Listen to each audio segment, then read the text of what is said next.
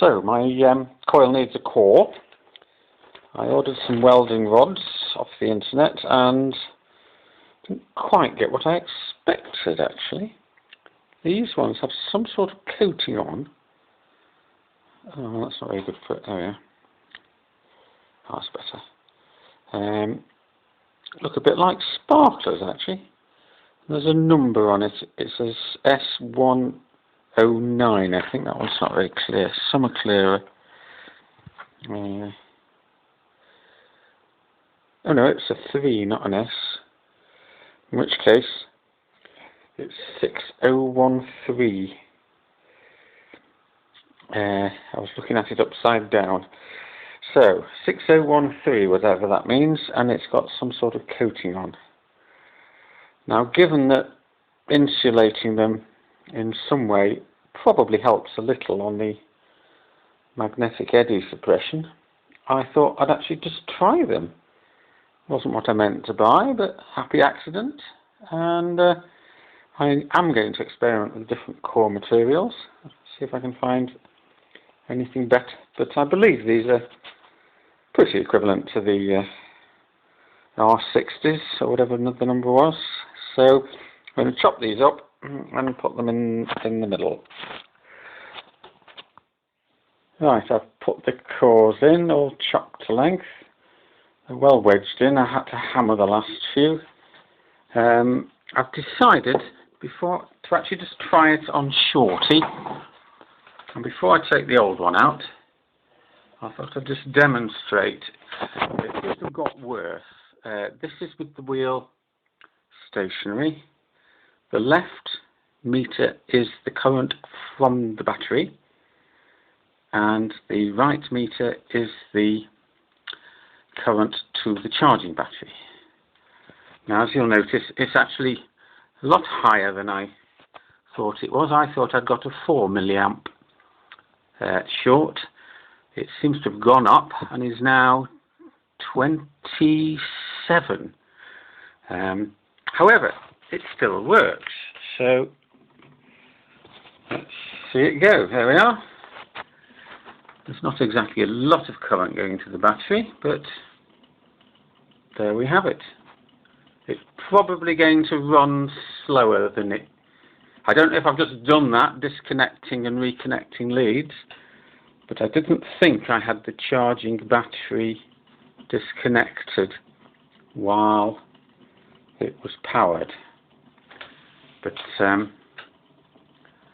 it does take a little while to accelerate up to speed, but it is.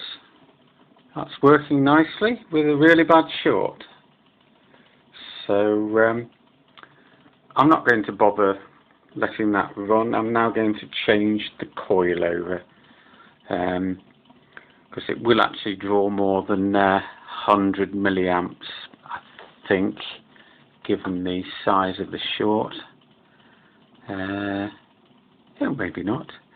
But the charging rate's dropped to, I'm on the, oh, now this is where I made a mistake last time. Am I on the right range? I'm on the 500 milliamp range. I probably want to be on the 50 milliamp range. And if I actually just disconnect it and connect it correctly, I'll probably get yet another short. So I'll actually, that's what these labels are supposed to stop me doing, but it doesn't work. I will disconnect the power and change the range. It's on the wrong range.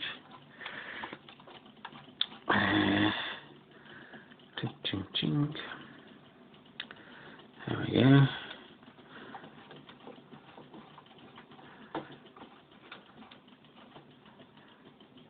And then off we go. Now, this is why I've got these switches, so that I can avoid this sort of effect. And yeah, still going, and that's more like it. That's now on the 50 milliamp scale, so it's easier to read. I'm getting between 5 and 6, 5 and 6. Now that oscillation actually is occurring once a rev, and that's the variation in the gap, I believe. I think this is running slower than it used to. So I've just had another short, and in fact it's performing much worse. So I'm not going to change anything, the setting or anything, although I don't know how much retuning I will need to do on a different chord, because that's the one I'm putting in and that's the one I'm taking out. So there's absolutely lots of wire there, far more than is probably advisable.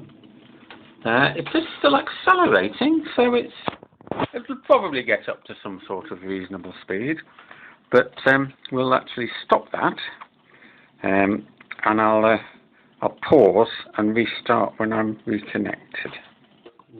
Now for the essential preparations. Okay, right, I'm definitely ready to go. The new coil is now in position. The gap looks about the same, I think. It's all connected. Let's just check the connections. The trigger top goes to the resistor, to the pot, past the coffee, to the base. Let's check. The trigger bottom goes to the where should it be going? It should be going to the emitter. That's right, that's the emitter. The strips underneath are just straight lines, as you can see. The power bottom is going to the collector. Check. The power top is going to the primary positive and the charging negative, and that's also correct. So we're on the right range, we're ready to go.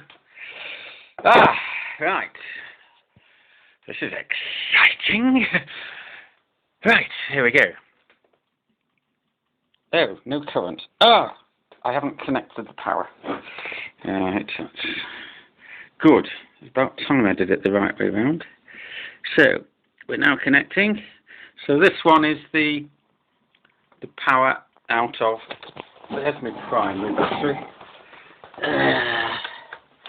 It's 110 ampere hour, 12 volts. I don't know.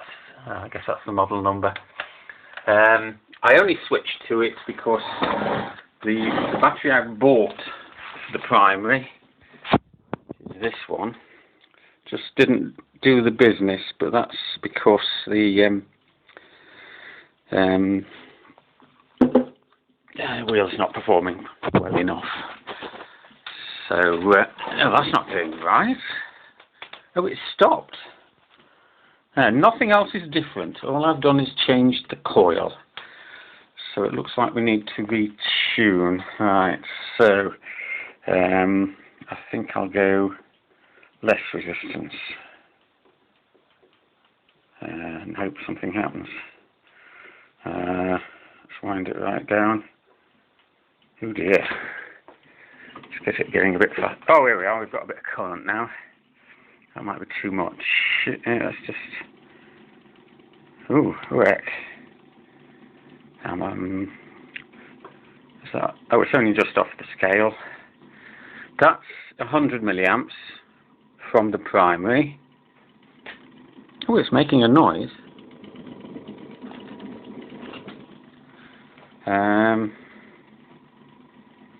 Well, the charging current looks quite. That's. We're over 20. We're on the 50 milliamp scale, which is the middle one. So we're looking at 20, at least 20, between 22 and maybe. There's a little overshoot when it moves a lot. So that's somewhere between 20, 21 and 25, I would say. This one's varying. The coil's making a noise. I wasn't getting that before, so that was probably all a bit erratic. I was a bit excited there. It's still accelerating though, so that's promising. Well, it works, but it behaves quite differently. I had to totally retune. Oh, gorgeous coffee. Best coffee in the world, that. Oh. Right, so I think I'll just let that build up to speed and come back in a moment. Right, so it seems to have settled down. It's not going quite as fast, I don't think, although I don't have any easy way of measuring the speed at the moment, other than counting, which is actually a little difficult. I used to have a little thing stuck on the wheel, but it came off that made a noise, so anyway. Right, so that's the primary voltage, which is fine. This is the... oh, it's gone up already. I tuned it roughly to the sort of behaviour it was at before. It seems to have very similar sweet spots, but it needs a totally different resistance to get to them. The primary draw is actually slightly less than it was, and it's actually dropping off. Hold on, I think I might have missed it there. Which way do I need to go down? I think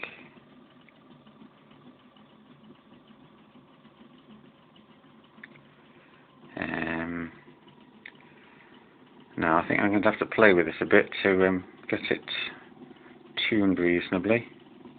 I don't know why it's making so much noise on them. Is it the magnets, the pulses? Am I actually getting proper pulsing now that I wasn't before? Let's bring it round. Well, let's just try that for a bit, see what happens there.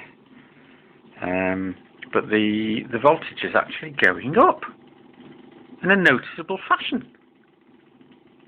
It takes hours for it to go up 10 millivolts, or it used to.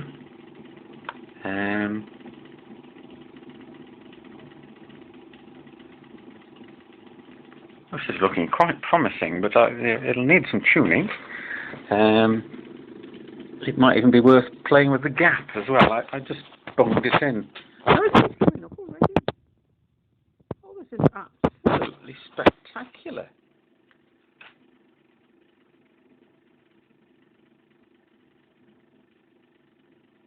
Oh my goodness, this looks fantastic. Right, I'm going to stop that.